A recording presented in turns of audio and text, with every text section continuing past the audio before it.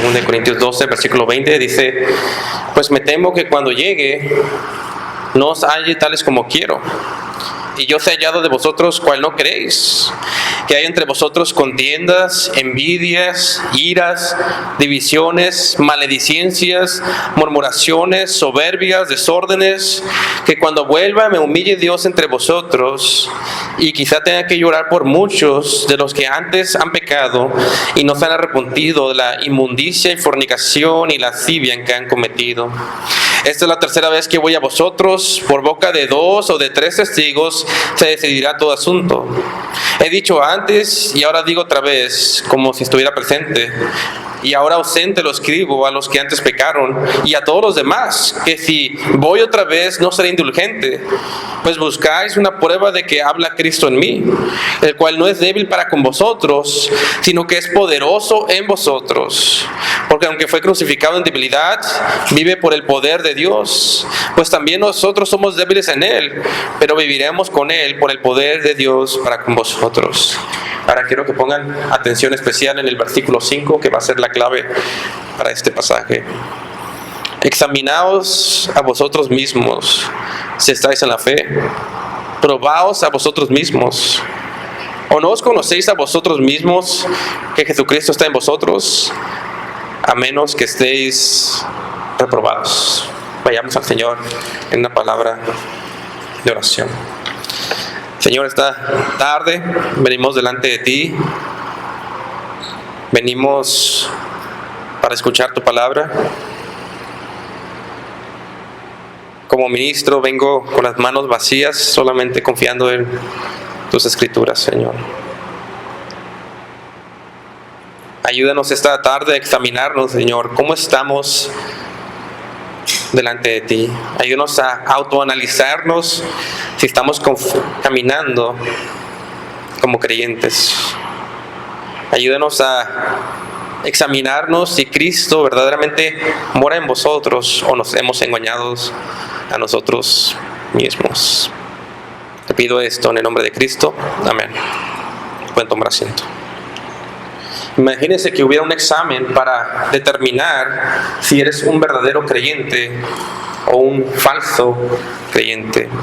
Imagínate que solamente hubiera 2 calificaciones en este examen: o eres un verdadero creyente y Cristo mora en ti, o fallaste la prueba y Cristo no mora en ti. Ahora imagínate que se te entregara este examen para que tú mismo te autoanalices si eres un creyente o te has engañado a ti mismo. Eso es lo que vemos exactamente que Pablo hace con los corintios. Miren conmigo el capítulo 13, 2 Corintios 13, miren conmigo el versículo 5.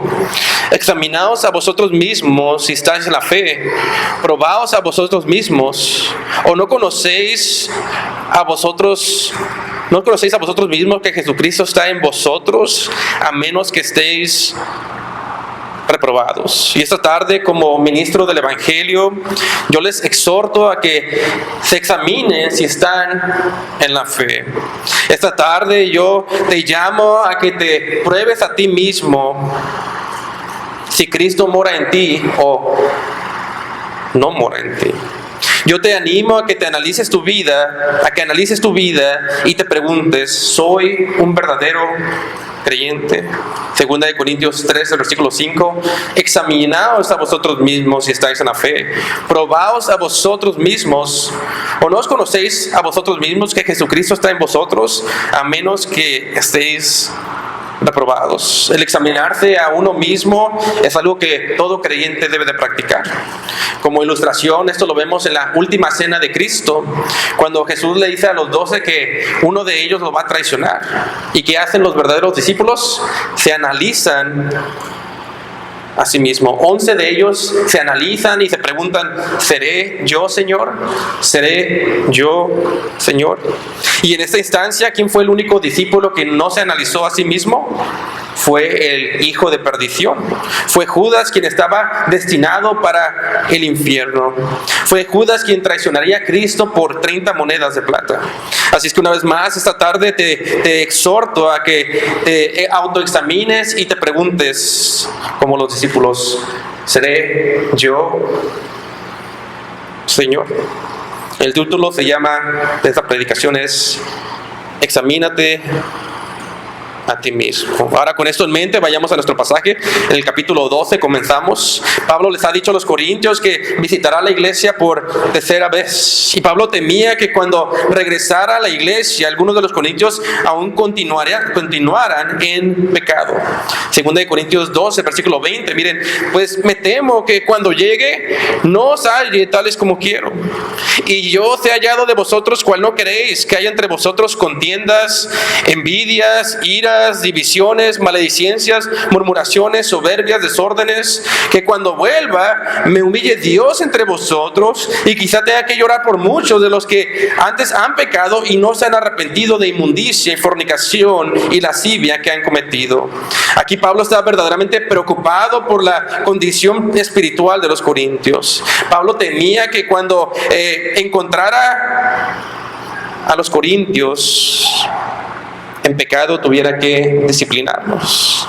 Pablo temía encontrar en la iglesia, en su tercera visita, contiendas, pleitos en la iglesia, pleitos en el ministerio, disensión entre hermanos. Esto era algo que Pablo había encontrado según Primera de Corintios. Escuchen cómo dice Primera de Corintios 1:11, yo se los leo, dice: porque he sido informado acerca de vosotros, hermanos míos, por los de Cloe, que hay entre vosotros contiendas. Las contiendas no deben ser una característica de aquellos que estamos unidos por el Espíritu Santo, sino que la reunión de los santos debe ser una bendición, como el aceite que desliza de la barba de Aarón, como dice el salmista. Pues esa es la iglesia donde Jehová envía vida eterna y bendición. ¿Cómo estamos en la unidad, iglesia? ¿Cómo estamos entre los hermanos? ¿Hay contiendas en tu ministerio? Envidias. Algunos de los corintios no podían ver con buenos ojos a sus hermanos. Había celos, había envidias y había disensión entre ellos. En el contexto, ellos envidiaban los unos a los otros por el tipo de dones que tenían. Cada uno quería hablar en lenguas para ser visto de los hombres como más espirituales. Pero Dios aborrece las envidias, los celos y contiendas, y aún más entre hermanos. Por cierto, hermanos y hermanas, el voltearle los ojos a tu hermano, a tu hermana, es hacerle caras o sacarle la vuelta, no proviene de Dios. Iras. Mi hermano, si sales de la iglesia siempre enojado, te pareces más al diablo, al príncipe de los demonios, que a Cristo. Como Cristo le dijo a los hijos de trueno: no sabéis de qué espíritu soy.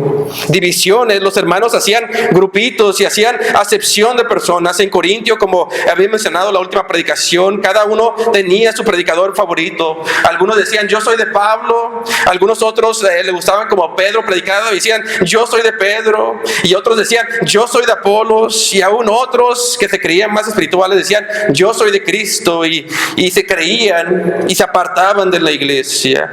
Y la ironía es que aún estos lo hacían en la carne. Maledicencia, al estar difamando a tus hermanos y hermanas, hablando mal de ellos o ellas. ¿Ya viste a tal hermano o hermana? ¿Sabías esto y el otro de ellos? Tu lengua, en el momento que difama a tu hermano, está siendo usada por el mismo infierno. Amados hermanos, y esto incluye quejarte de los males que has vivido en otros lugares. Aprende a perdonar. Aprende a predicar el evangelio a los que te han hecho daño. Como dice Santiago, la lengua es un miembro pequeño, pero tiene la capacidad de incendiar bosques. Con la lengua bendecimos a Dios, pero también maldecimos al hombre creado a la imagen de Dios.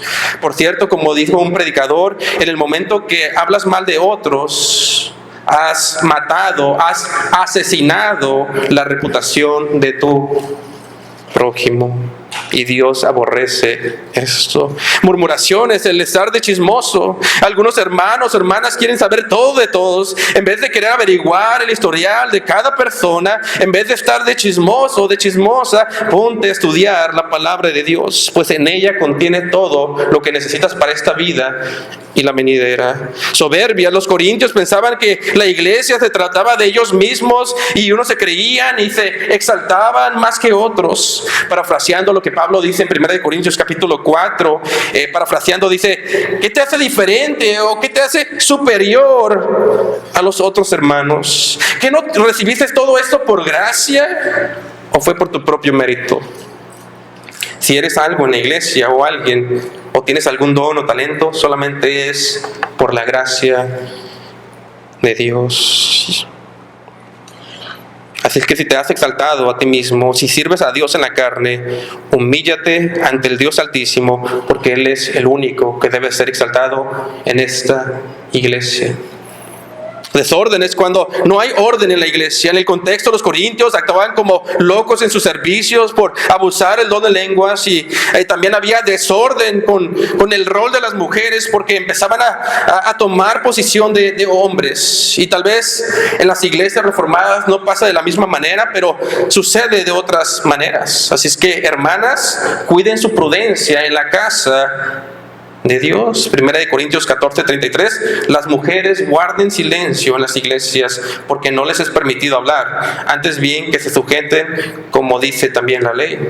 Esto no quiere decir que no puedes decir ni una sola palabra en la iglesia, pero que debes de actuar con prudencia como mujer, aún más dentro de la iglesia, porque Dios ha distinguido los roles entre el liderazgo de la iglesia como hombres y uno distinto para las mujeres. Inmundicia. En el Antiguo Testamento, si eres declarado inmundo, no podías adorar a Dios en el templo. En el Nuevo Testamento es una referencia general a cualquier práctica del pecado. Fornicación, el pecado sexual fuera del matrimonio. El día de hoy en nuestra sociedad es común que las parejas vivan juntas antes de casarse y fornicar, pero este y cualquier pecado sexual no puede ser parte de la iglesia santa de Cristo. Como ya mencioné en la última predicación, en Corintio había un hermano que fornicaba con su propia madrastra, y Pablo exhortó a los miembros de la iglesia en 1 Corintios 15, versículo 13, y les llama a disciplinar a tal hermano, y les dice en 1 Corintios 5:13: quitad pues a ese perverso de entre vosotros. Amado hermano o hermana, recuerda que Dios destruyó a Sodoma y a Gomorra por el pecado sexual por fuego. No creas que Dios pasa por alto tu pecado. Dios es paciente para que te arrepientas, pero tarde o temprano vendrá el juicio si no hay arrepentimiento. Lascivia, esta es una referencia general a la sensualidad. Si tus ojos son lujuriosos y solo buscan satisfacer los antojos de tu carne, los antojos de pecar, yo te preguntaría: ¿estás en la fe? ¿Mora Cristo en ti? Examínate a ti mismo si Cristo verdaderamente mora en ti, no sea que falles la prueba. Pues el estar viviendo continuamente en esos pecados es contrario al cristianismo. Esto no quiere decir que el cristiano no peca, pero significa que una práctica deliberada del pecado es evidencia de que tal vez no eres un verdadero creyente.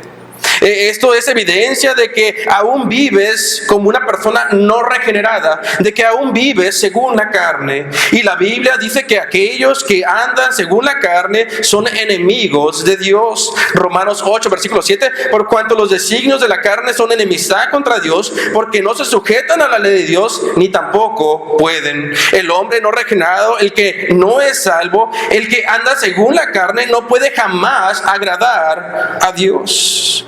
¿Y cómo sabemos si uno vive según la carne? ¿Cómo sabemos si uno es inconverso? Recuerden los frutos de Gálatas 5, versículo 19, Gálatas 5, 19, yo se los leo. Y manifiestas son las obras de la carne, que son adulterio, fornicación, inmundicia, lascivia, idolatría, hechicerías, enemistades, pleitos, celos, iras, contiendas, disensiones, herejías, envidias, homicidios, borracheras, orgías y cosas semejantes a esta, acerca de las cuales os amonesto, como ya os lo he dicho antes, que los que practican tales cosas no heredarán el reino de Dios.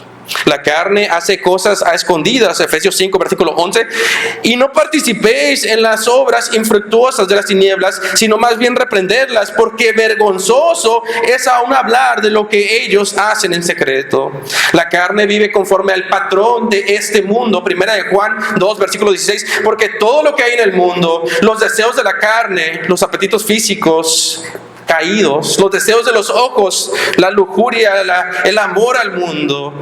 Y la vanagloria no proviene del Padre, sino del mundo. El hombre en la carne vive según la voluntad de sus deseos pecaminosos. Efesios 2, versículo 3. Todos nosotros vivimos en otro tiempo en los deseos de nuestra carne, haciendo la voluntad de la carne y de los pensamientos, y éramos por naturaleza hijos de ira, lo mismo que los demás. Por lo tanto, el que se sigue deleitando en la carne no entrará al reino de Dios. Efesios 5, versículo 5. Porque sabéis eso, que ningún fornicario, relaciones fuera del matrimonio, o inmundo, o avaro, que es idólatra, tiene herencia en el reino de Cristo y de Dios. Tales personas son hijos de ira y se están engañando a sí mismos, y Dios traerá juicio sobre ellos en el día final. Segunda de Pedro 2, versículo 9. El Señor pues sabe rescatar de tentación a los piadosos, y luego dice, y reservar a los injustos bajo castigo para el día del juicio, especialmente a los que andan tras la carne en sus deseos corrompidos. Pregúntate a ti mismo, ¿seré yo, Señor? ¿Seré yo el que está perdido? ¿Seré yo el falso converso? ¿Seré yo el que se engaña a sí mismo pensando que soy cristiano, pero viviendo en pecado?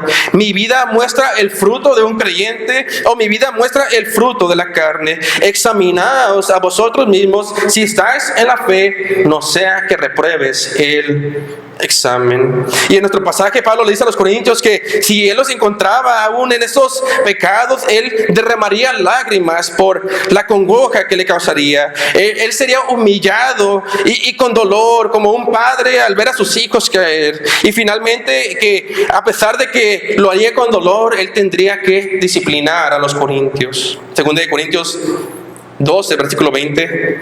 Pues me temo que cuando llegue no os halle tales como quiero, y yo os he hallado de vosotros cual no queréis, que haya entre vosotros contiendas, envidias, iras, divisiones, maledicencias, murmuraciones, soberbias, desórdenes, que cuando vuelva me humille Dios entre vosotros, y quizá tenga que llorar por muchos de los que antes han pecado y no se han arrepentido de la inmundicia y fornicación y lascivia que han cometido.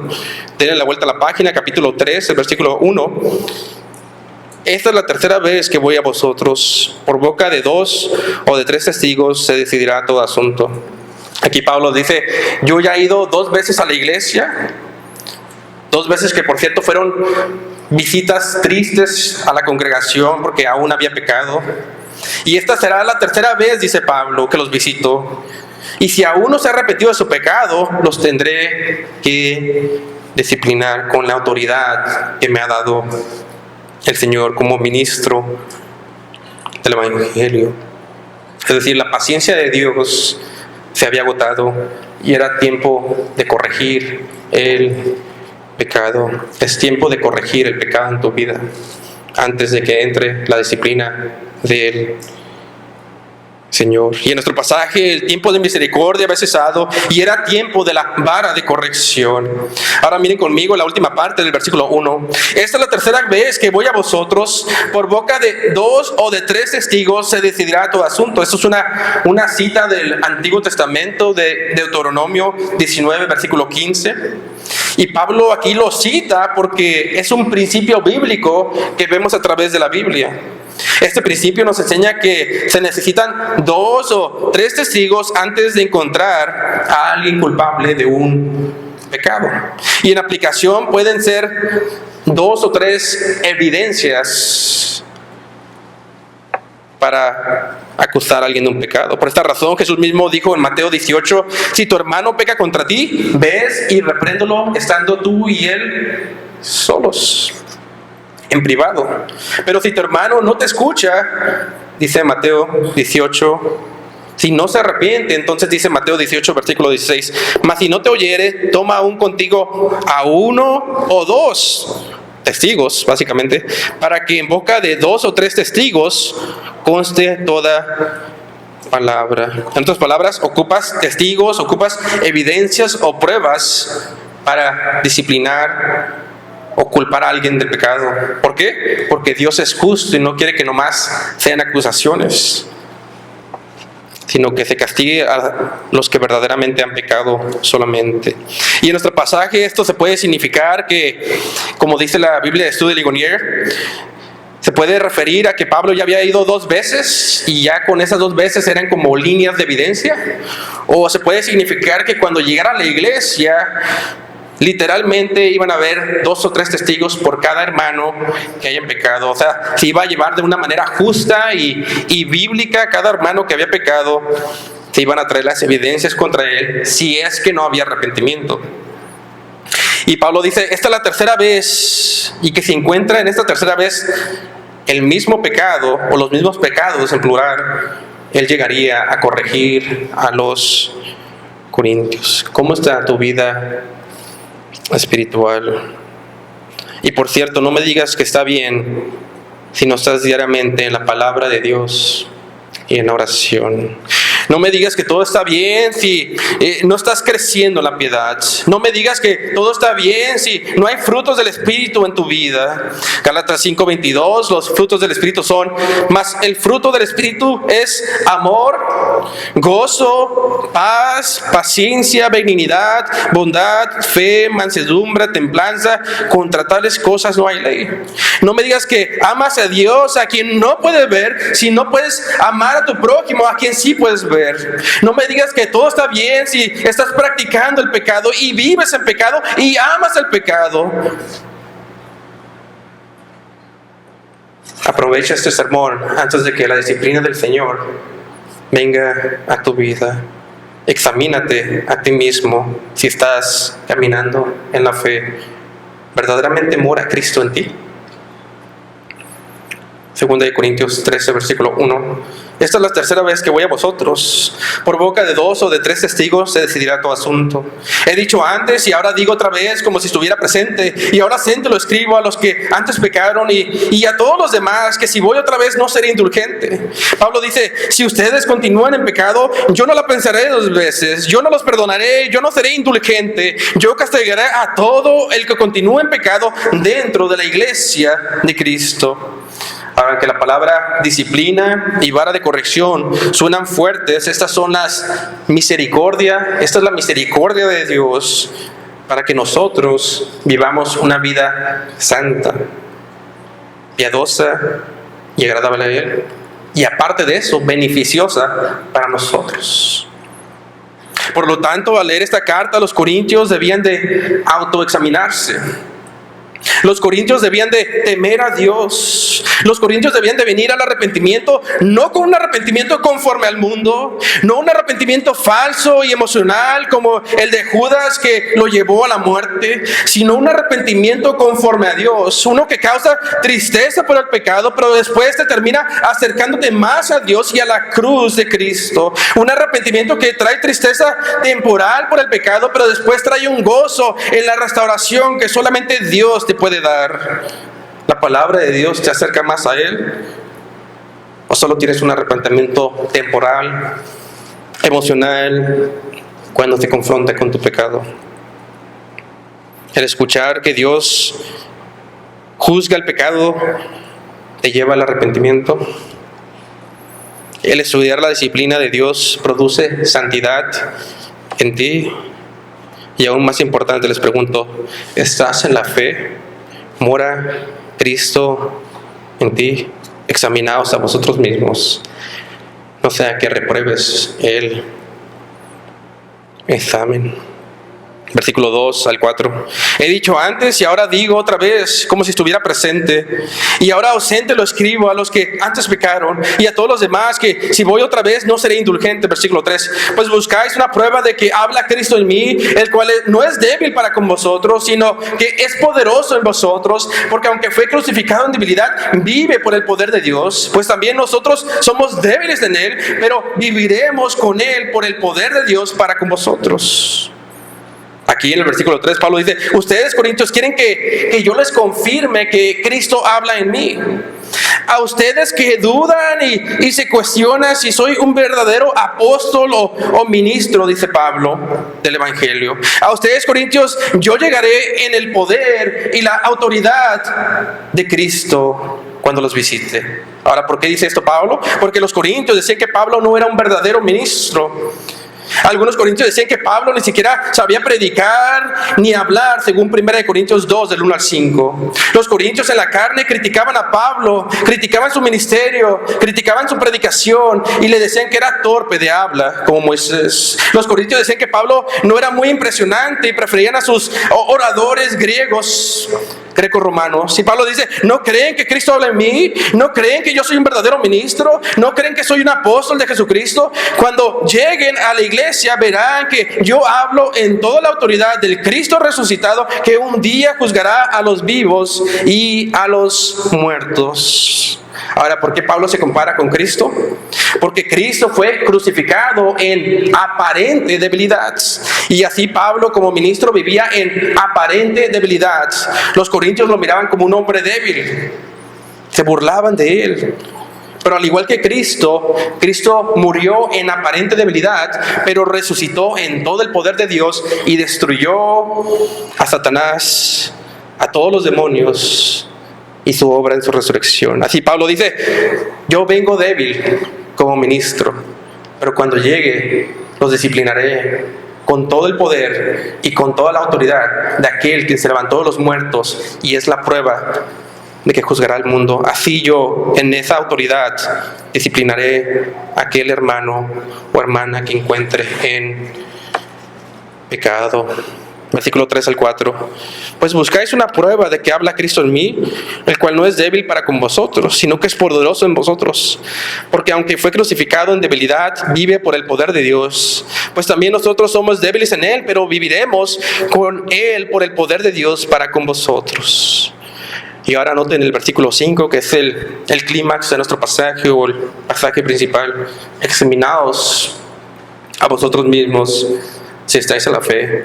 Probaos a vosotros mismos.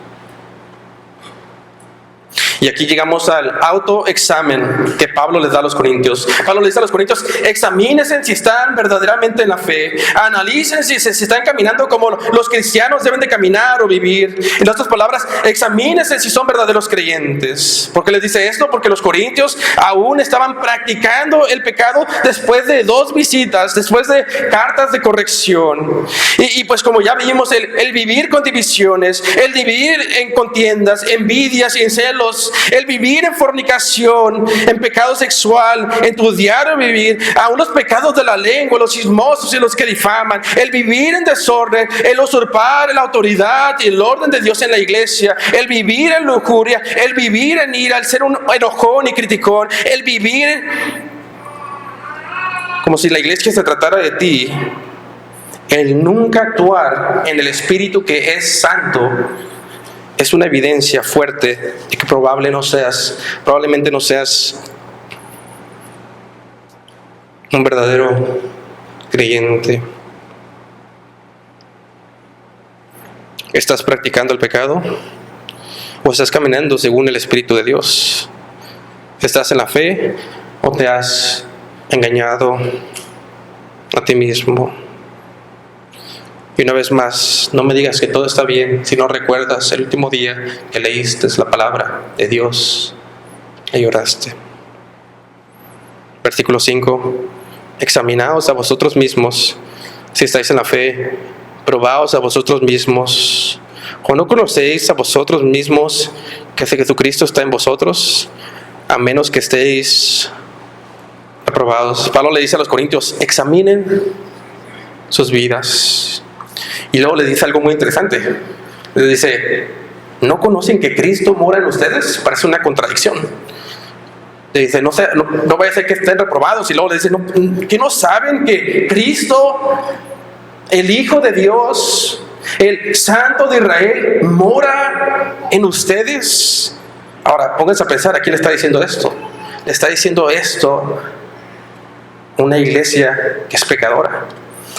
a una iglesia donde hay fornicación, donde algunos hermanos van con prostitutas. Y les dice, ¿que no saben que Cristo mora en vosotros? Ponen su lugar ahí y vayan conmigo a 1 Corintios 6, versículo 15.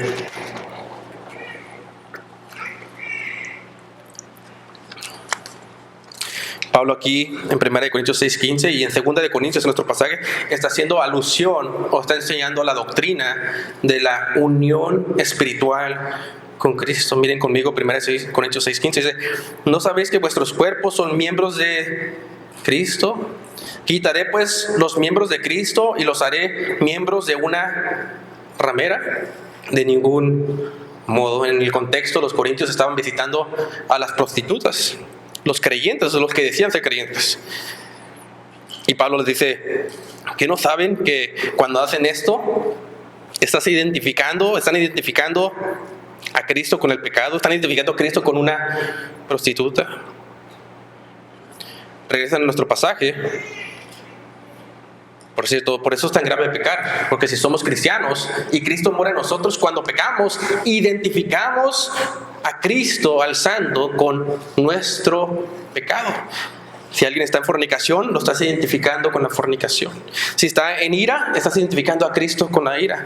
Cosas que no son ciertas del Santo de Israel, la unión espiritual del creyente con Cristo. 2 Corintios 13:5, examinaos a vosotros mismos si estáis en la fe, probaos a vosotros mismos, o no conocéis a vosotros mismos que Jesucristo está en vosotros, a menos que estéis reprobados. Si Cristo estaba en ellos, ellos debían de arrepentirse y representar genuinamente el carácter de Cristo, el carácter de un cristiano que anda en el Espíritu Santo. Si tú dices que Cristo está en ti, deja la ira. Si tú dices que Cristo está en ti, deja la fornicación y la pornografía. Si tú dices que Cristo está en ti, deja las divisiones dentro de la iglesia. Si tú dices que Cristo está en ti, ama a tu esposa como Cristo amó a la iglesia. Si tú dices que Cristo está en ti, somete a tu esposo como la iglesia se somete a Cristo. Si tú dices que Cristo está en ti, deja de hablar mal de los demás. Si tú dices que Cristo está en ti, deja de vivir como el mundo, deja de vivir como ellos viven, deja de amar al mundo y las cosas del mundo, deja de comportarte en la carne. Si eres un verdadero creyente, examínate cómo estás caminando. Si es que Cristo mora en ti, no sea que hayas reprobado el examen y te estés engañando a ti mismo. Y ese es tu mensaje, aún para los miembros de la iglesia, a los que pasamos enfrente y oramos por ellos. No porque eres miembro de la iglesia significa que eres un verdadero creyente.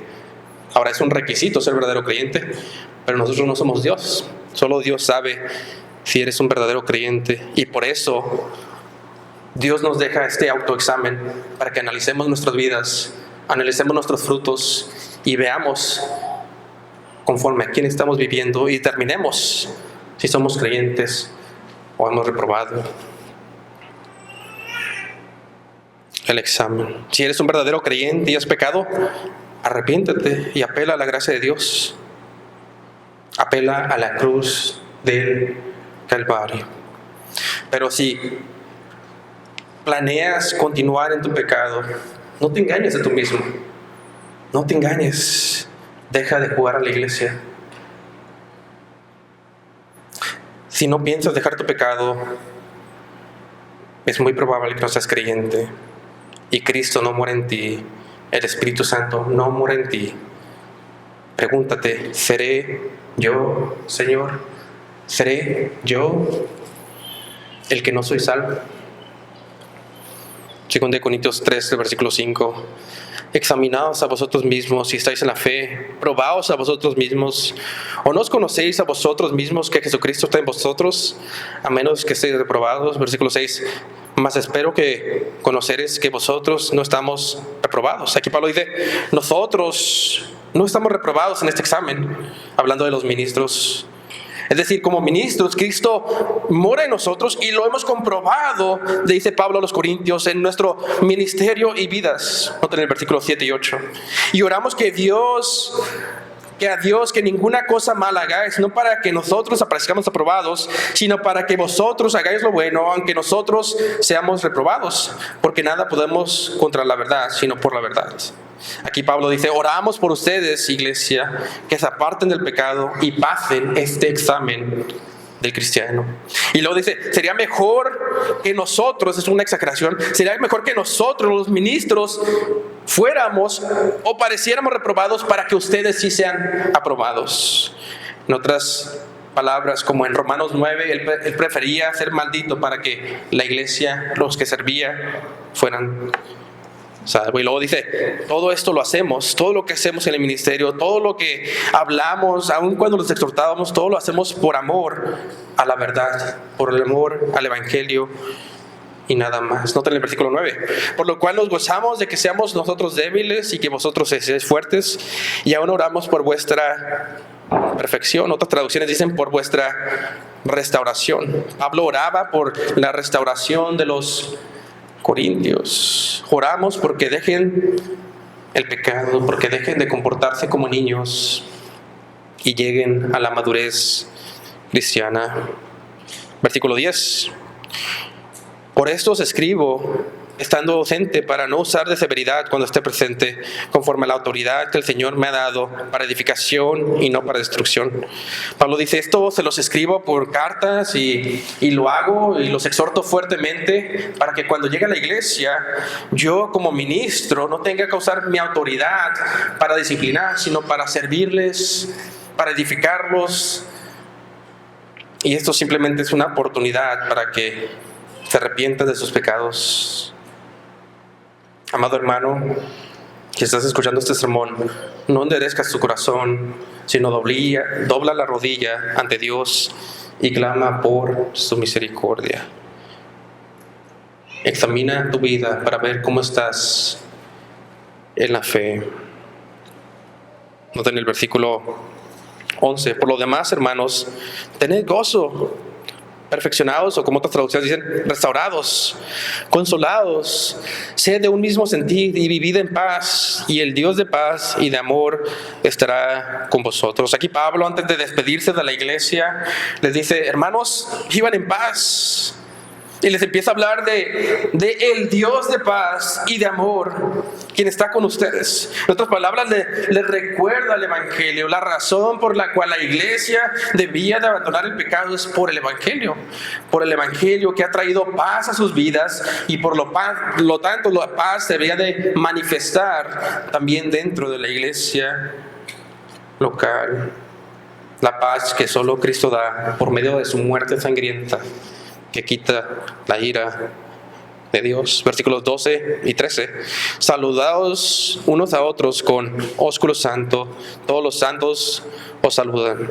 Pablo les llama a saludarse con un beso cultural de esos tiempos, y es una forma de decir, vivan en amor, vivan en hermandad. Que no haya divisiones entre ustedes, que no haya contiendas, que no haya enojos, que no haya iras. Vivan de esta manera por lo que han escuchado y por lo que han creído conforme al evangelio que les he predicado. Versículo 14, el último versículo. La gracia del Señor Jesucristo, el amor de Dios y la comunión del Espíritu Santo sea con todos vosotros. Amén. La razón por la cual vivimos una vida piadosa es por el Evangelio Trinitario, por la gracia del Señor Jesucristo manifestada en el Evangelio. Ese es el amor de Dios, y cuando hemos creído este mensaje, nos sella el Espíritu Santo y tenemos comunión con el Padre, con el Hijo y con el Espíritu Santo. Y si tenemos comunión con el Padre, con el Hijo y con el Espíritu Santo, debes de tener comunión también con tu hermano, quien ha confesado que Jesús es el Señor. La gracia del Señor Jesucristo, el amor de Dios y la comunión del Espíritu Santo sea con todos vosotros. Amén. Si te fue bien en este examen, necesitas escuchar otra vez el Evangelio. Si te fue mal en este examen, ocupas escuchar otra vez el Evangelio. Si estás aquí de visitante y no eres creyente, o si eres un miembro y te has dado cuenta que no eres salvo, ocupas el evangelio. Ocupas entender la gracia del Señor Jesucristo. Ocupas entender que Dios no te acepta porque eres inmundo, estás descalificado para adorar en el santuario del cielo. Pero vemos la gracia de Dios en que a pesar de que eres inmundo y estás descalificado de adorar en el templo de Dios, al igual que Adán y Eva fueron expulsados del primer templo en el jardín del Edén, has sido expulsado, pero Dios ha mostrado su gracia en el Señor Jesucristo. Dios ha mostrado su favor inmerecido. Dios ha mostrado su amor, el amor de Dios en la persona de su Hijo, quien vino y nació de una virgen, el hombre perfecto, el hombre de Dios, y mostró su gracia y mostró su amor en la cruz cuando fue maldito por todas las leyes, todas las maldiciones de Deuteronomio, como si hubiera quebrado la ley. Fue maldito en la cruz por los fornicarios, por los adúlteros, por los mentirosos, por los que están llenos de ira. Fue maldito en la cruz a pesar de ser justo. Y esa es la gracia de Dios, el favor inmerecido. Así como Abraham estuvo dispuesto a sacrificar a su hijo unigénito, Dios el Padre estaba dispuesto a sacrificar a su único hijo, quien no cometió pecado. Y Dios lo resucitó de los muertos el tercer día, para que todo aquel que en Él cree, todo aquel que conscientemente voltee a la cruz, todo aquel que venga sin conocimiento de Dios, en su ignorancia, muerto en sus delitos y pecados, y voltee a ver esa cruz y se dé cuenta que para ser salvo es una obra imposible que solo el Espíritu Santo puede hacer, que el Espíritu Santo te tiene que hacer nacer de nuevo. Es necesario que nazcas de nuevo.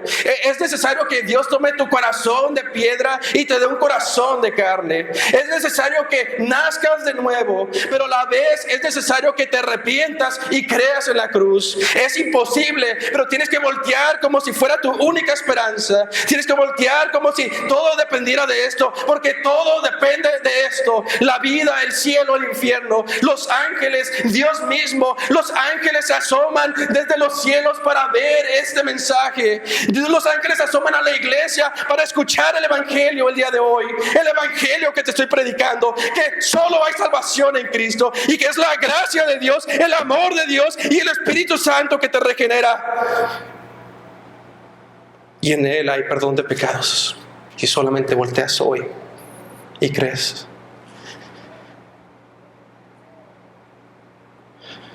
Este es el mensaje para los incrédulos y es el mensaje para la iglesia. Regresa a caminar por Él en santidad, porque Él lo hizo todo por nosotros.